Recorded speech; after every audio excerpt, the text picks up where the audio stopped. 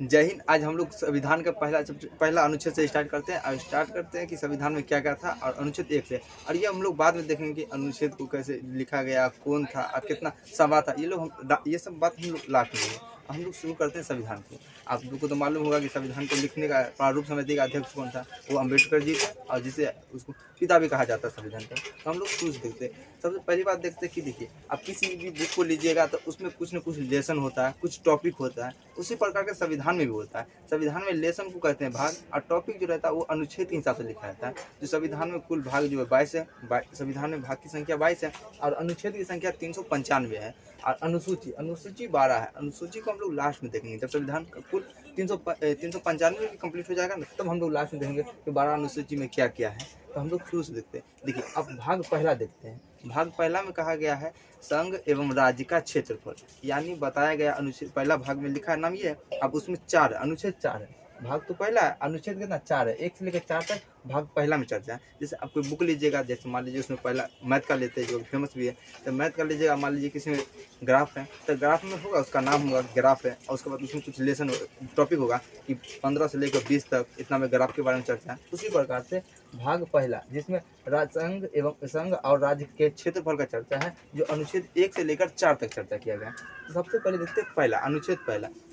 अनुच्छेद पहला में कहा गया है कि भारत राज्यों का संघ है। संघ यानी यूनियन है, यानी संघ यूनियन। ये देखिए, इस प्रकार का 3 होता है। पहला होता है कन्फेडरल, उसके बाद होता है फेडरेशन, उसके बाद होता है यूनियन। सबसे पहले देखते हैं हम लोग कन्फेडरल क्या होता है, यानी परिसंघ। कन्फेडरल वैसे राज्यों कहते हैं जो सब आपस में समझौता कर लिया और एक बड़का देश बना लिया, और कोई सा प्रॉब्लम हो गया, आपस में कुछ मतभेद हो गया, वो छोड़ के चल गया।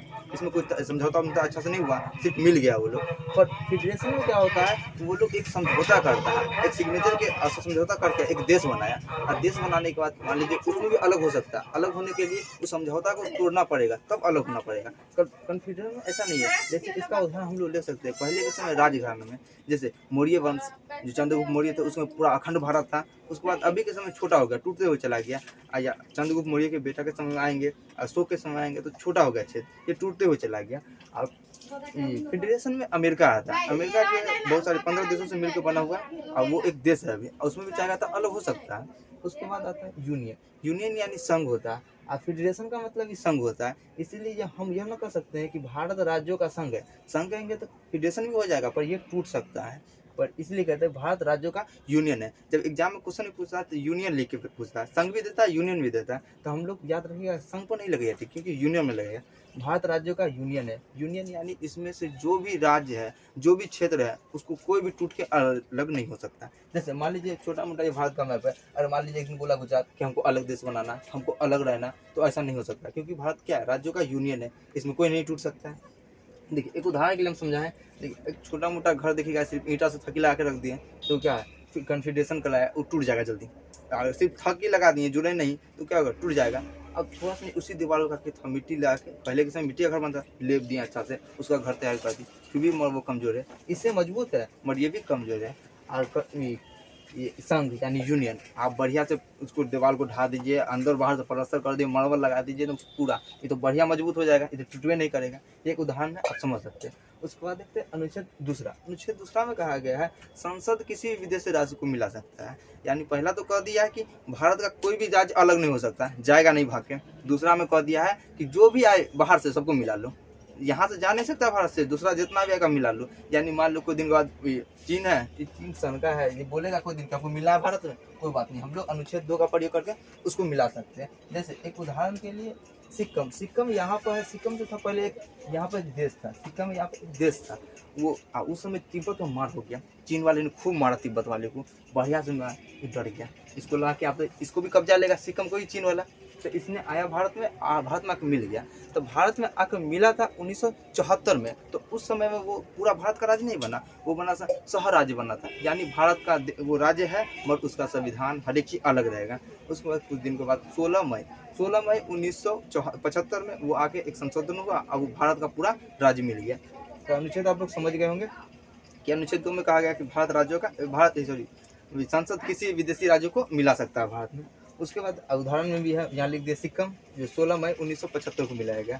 उसके बाद अनुच्छेद तीसरा में देखते हैं। अनुच्छेद तीसरा में कहा गया है संसद भारत के वर्तमान राज्य का नाम तथा सीमा दोनों में परिवर्तन कर सकता है। यानी कहने का मतलब ये है, संसद के पास इतना अधिकार है कि वो किसी भी राज्य का नाम बदल देगा, किसी भी राज्य को तोड़ फोड़ देगा, उसमें कोई नहीं बोल सकता है। अब देखिए शुरू से समझिएगा, पहला में क्या बोला गया कि भारत से कोई अलग नहीं होगा, दूसरा में बोला कि जो है सबको मिला लो, और तीसरा में बोला जो मिल गया उसको तोड़ फोड़ कर नाम चेंज कर दिए, कोई दिक्कत नहीं। जैसे आप लोग यूपी में देखेंगे कितना राज्यों का नाम चेंज, किस क्षेत्र का नाम चेंज कर दिया गया, और जैसे बिहार में झारखंड को अलग कर दिया गया। तो ये सब क्या है, अनुच्छेद तीसरा का प्रयोग करके किया जाता है, और इसमें राष्ट्रपति भी नहीं बोल सकता है। अनुच्छेद 4 में आगे देखेंगे। देखिए उदाहरण के लिए एमपी यानी मध्य प्रदेश छत्तीसगढ़ को अलग किया गया था 1 नवंबर 2000 को। उसके बाद दूसरा में आ जाएगा यूपी से उत्तराखंड को अलग कर दिया गया 9 नवंबर 2000 को। उसके बाद तीसरा में आप देख सकते हैं कि बिहार से अलग किया गया है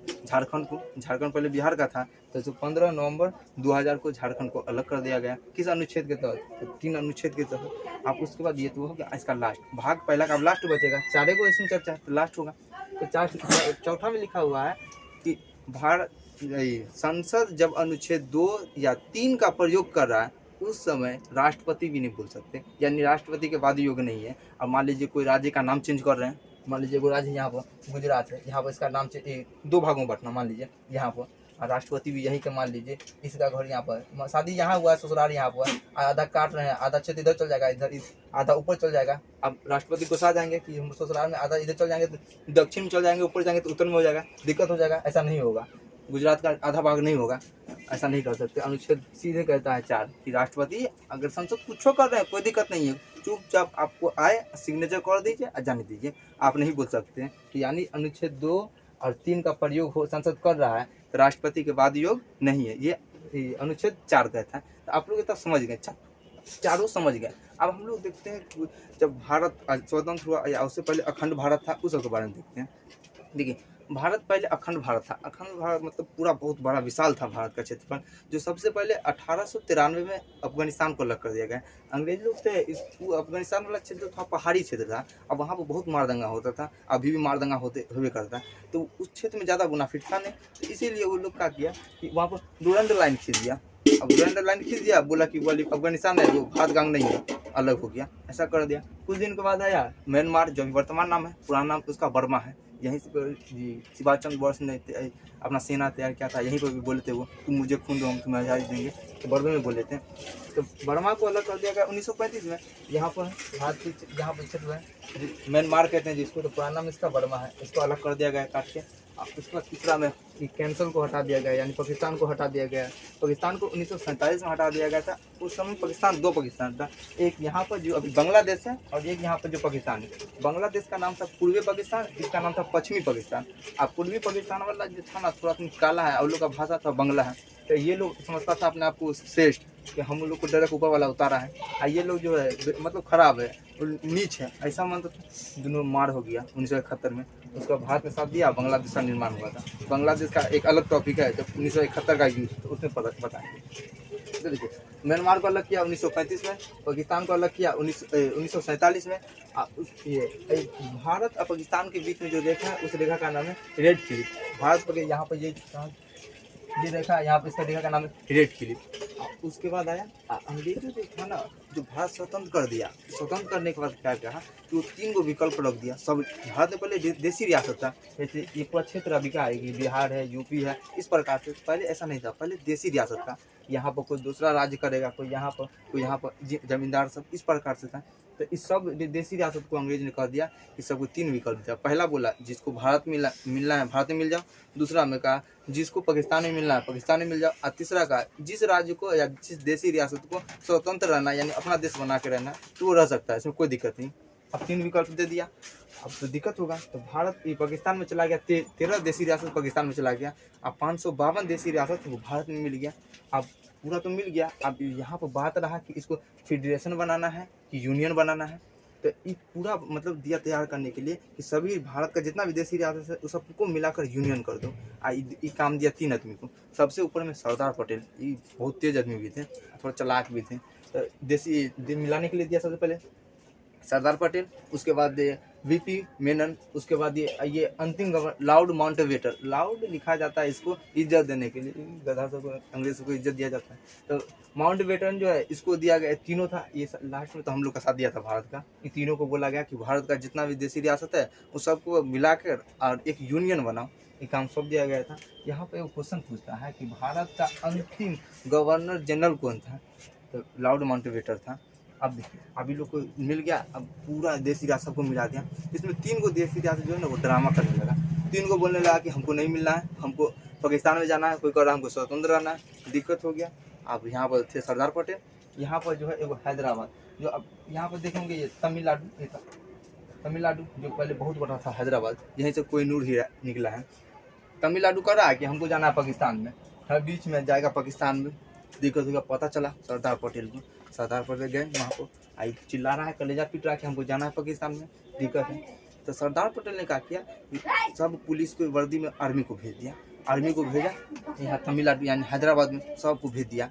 अब पुलिस के ड्रेस में कौन था, आर्मी था। अब बढ़िया से जाके पहले इसको पीटा।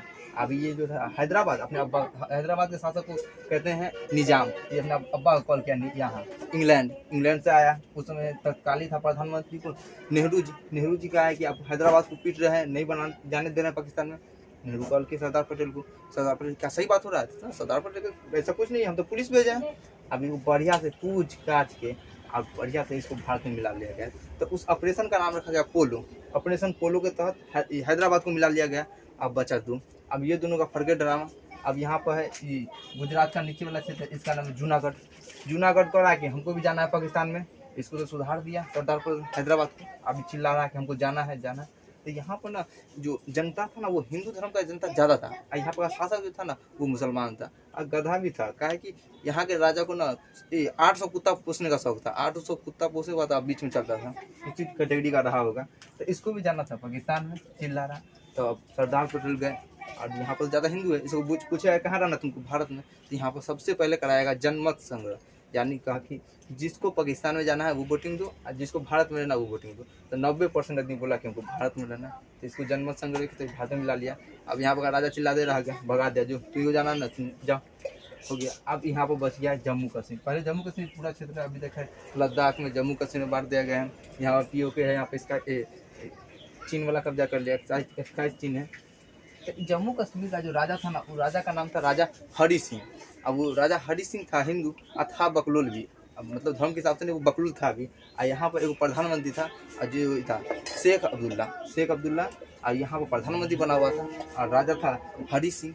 तो शेख अब्दुल्ला ने राजा हरि सिंह को खूब चढ़ाया कि बोलो कि हमको जाना, स्वतंत्र रहना, पाकिस्तान में भी नहीं मिलेगा, यहाँ भी नहीं, भारत में रहेगा, बोला कि हमको स्वतंत्र रहना है। अब दिक्कत हुआ, सरदार पटेल बोला तो बातें नहीं मान रहा है दोनों से, कुछ एक में। इसी बीच का दुर्घटना घट गया कि 1948 में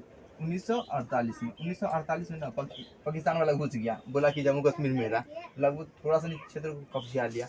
अब तो हरि सिंह का हुआ हालत खराब कि अब यहाँ पर हमको ही मारेगा, ले जाएगा। हरि सिंह भागे दिल्ली आया, और दिल्ली में आया। अब मेरे नेहरू जी को बोले कि मिला लीजिए हमको भारत में मिला लीजिए, मार देगा पाकिस्तान वाला। अब उसमें सरदार पटेल नेहरू जी बोले हाँ मिला लेंगे, कोई दिक्कत। सरदार पटेल बोले रुकिए, मिला रहे, बड़ी चिल्ला रहा था, मिलना जाना है, स्वतंत्र देश रहना है, रुकिए मार खा दी इसको। तब आपको जुड़ा हरि सिंह को मिला लीजिए हमको भारत में, ठीक है। तो सरदार पटेल का ठीक है, लो एक पत्र दिए इसको, बोले एक पत्र दिया, बोले ठीक है इसको साइन कर।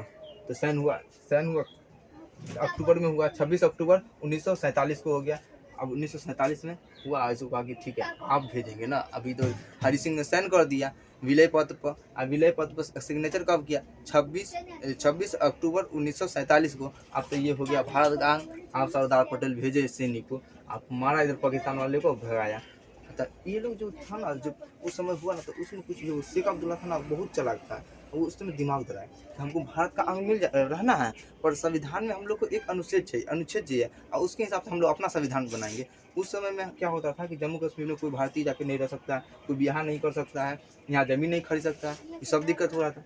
सरदार पटेल का ठीक है अभी मिल जाओ, कोई दिक्कत नहीं, बाद में इसका इलाज होगा, मिला लिया गया। इसको अनुच्छेद 370 में रखा गया। तो ये क्वेश्चन पूछता है 370 का संबंध किससे है, जम्मू कश्मीर से रखा गया। अब 370 में रखा गया, 370 अनुच्छेद, अब 370 है, इसका 370 1 2 3 ऐसे करके अपना पूरा संविधान तैयार कर लिया।